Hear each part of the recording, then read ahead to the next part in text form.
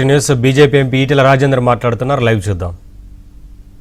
కేంద్ర ప్రభుత్వం ఒకటే చెప్పింది, తెలంగాణలో గింత దుర్మార్గం జరుగుతున్నప్పటికీ కూడా భారతీయ జనతా పార్టీగా ఆ ప్రజలకు నాయకత్వం వహించాల్సి అక్కరున్నది, ధైర్యం చెప్పాల్సి అక్కరున్నది, వీటి మీద కొట్లాడాల్సి అక్కరున్నది అని చెప్పి మాకైతే దిశానిర్దేశం చేసిందో దానికి అనుగుణంగా రేపు మా చర్యలు ఉంటాయని చెప్పి తెలియజేస్తూ ఉన్నాం.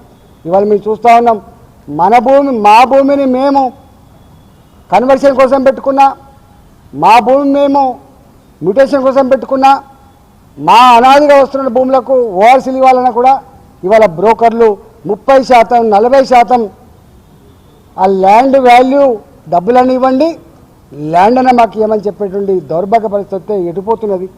ఇవాళ ఈ 22A కింద పెట్టింది అధికారులు కాదు, ఈ 22A కింద పెట్టింది భాజపా ముఖ్యమంత్రి గారు, వారి ఆదేశాలతో రెవెన్యూ మంత్రి గారు వాళ్ళ అధికారులకు ఆదేశాలు ఇచ్చి పెట్టించింది తప్ప ఇదేదో వాటిగా కలెక్టర్లు పెట్టిన ఆర్డర్ లెక్క మాత్రమే భావించట్లేదు. ఇంకా అన్యాయం ఏంటంటే ఆనాటి ప్రభుత్వం రంగారెడ్డి జిల్లా కలెక్టర్ని, మేడ్చల్ జిల్లా కలెక్టర్ని గుప్పట్లో పెట్టుకుంటే ఈనాటి ప్రభుత్వం మాత్రం హైదరాబాద్ చుట్టుపక్కల ఇవాళ ఎక్కడ ఎన్ని కిలోమీటర్ల పరిధిలో అయితే విలువైన భూములు ఉన్నాయో అన్ని కిలోమీటర్ల పరిధిలో ఉన్న కలెక్టర్లకు ఇచ్చిన ఆదేశాలు ఏంటంటే మా ప్రమేయం లేకుండా, అంటే మా మంత్రుల ప్రమేయం లేకుండా, ముఖ్యమంత్రి గారి ప్రమేయం లేకుండా, ఒక్క మాట చెప్పాలంటే ముఖ్యమంత్రి గారి ప్రమేయం లేకుండా, రెవెన్యూ మంత్రి గారి ప్రమేయం లేకుండా ఇవాళ సంగారెడ్డి కలెక్టర్ గారు కానీ, మెదక్ జిల్లా కలెక్టర్ గారు కానీ, భువనగిరి జిల్లా కలెక్టర్ గారు కానీ, సిద్దిపేట జిల్లా కలెక్టర్ గారు కానీ, ఇవాళ మల్కారి జిల్లా కలెక్టర్ కానీ, హైదరాబాద్ జిల్లా కలెక్టర్ కానీ, రంగారెడ్డి జిల్లా కలెక్టర్ కానీ వీళ్ళెవ్వరు కూడా ఇవాళ ఫైళ్ళ మీద సంతకం పెట్టే పరిస్థితి లేదు. ఎంత దుర్మార్గం!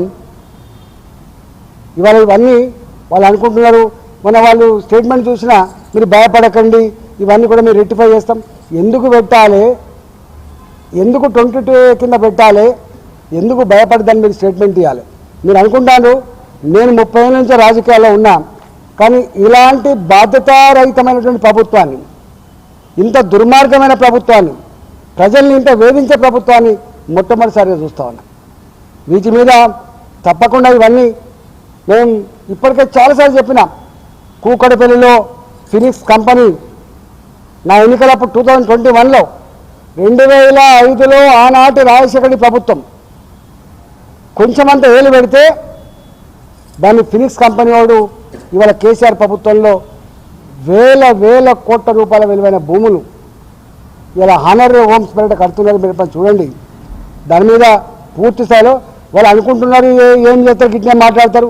ఇవాళ ప్రభుత్వం ఏ భూములైతే కాపాడాలనో, ప్రభుత్వ అధికారులు కోర్టులకి సమాచారం ఇచ్చి వాటిని రక్షించుకోవాలనో అదే ప్రభుత్వం అదే అధికారులు చెప్పి కోర్టులలో తప్పుడు అఫిడవిట్ ఇచ్చి ప్రైవేటు వ్యక్తులు కోర్టుల్లో గెలిచే నీచమైన దానికి ఒడిగట్టింది. ఇవాళ వేల కోట్లు, దాదాపు నాకు తెలిసి 300 ఎకరాల భూమి, 50 కోట్ల ఎకరం ఉంది, 15,000 కోట్ల రూపాయల విలువైన భూమి.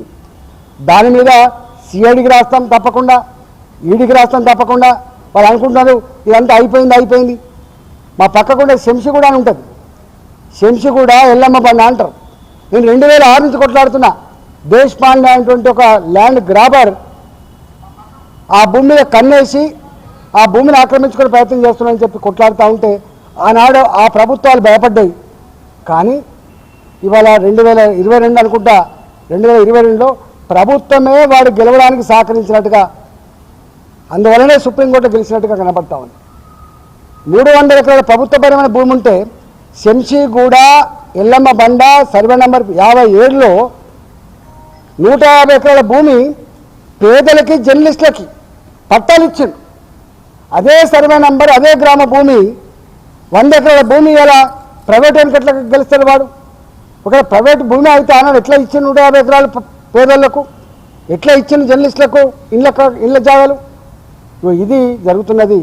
ఇవాళ ఎల్లమ్మ బండది కూడా తప్పకుండా మేము సిబిఐకి రాస్తాం, ఈడీకి రాస్తాం, వట్టిగా వదిలిపెట్టే ప్రసక్తి లేదు. ఇవాళ కోర్టులు ఏముంటాయి, రికార్డులను బట్టి, దస్తావేజులను బట్టి వాళ్ళు తీర్పులు ఇస్తుండొచ్చు. ఆ రికార్డులు, దస్తావేజులనే ఇలా ప్రభుత్వమే, అంటే కాపాడాల్సిన ప్రభుత్వమే ఇవాళ బ్రోకర్ లాగా మారిపోయి చేస్తా ఉన్న పరిస్థితి చూస్తా ఉన్నాం. మేము అనుకున్నాం రేవంత్ రెడ్డి గారి ప్రభుత్వం వచ్చిన తర్వాత ఈ హానర్ హోమ్స్ మీద తప్పకుండా ఎంక్వైరీ చేస్తాడని, దాని మీద వీళ్ళంతా పాత ప్రభుత్వం చేసినటువంటి దుర్మార్గాలు ఏవైతున్నాయో వాళ్ళని పిలిపించుకొని బ్లాక్మెయిల్ చేయడానికి వాడుతున్నారు తప్ప ఆ భూములు మా ప్రభుత్వం అని చెప్పి తీసుకోవడానికి మాత్రం పనిచేస్తుంది. నేను అంటున్నా, నీకు ఏమాత్రం నిజాయితీ ఉన్నా ఏం జరిగింది ఆనాడు బయటపెట్టు, దాన్ని ఆపి. ఇవాళ ఎల్లమ్మ మండలం ఏం జరిగిందో ఎంక్వైరీ చేయి, దాన్ని ఆపించే ప్రయత్నం చేయి. వాటికి నీ హైడ్రా చెప్పు చేతిలో పెట్టుకొని అక్కడ ఒక ఇల్లు కూలగొట్టి ఇక్కడ ఒక ఇల్లు కూలగొట్టి భయభ్రాంతకు గురి చేసి పిలిపించుకొని డబ్బులు వసూలు చేసుకునే సంస్థగా హైడ్రా మారిపోయిందంటే మీరు మా మీద విమర్శ చేస్తారు. కానీ ఇలా ప్రభుత్వం తప్పకుండా ఈ హైదరాబాద్లో గతంలో ధరణి వల్ల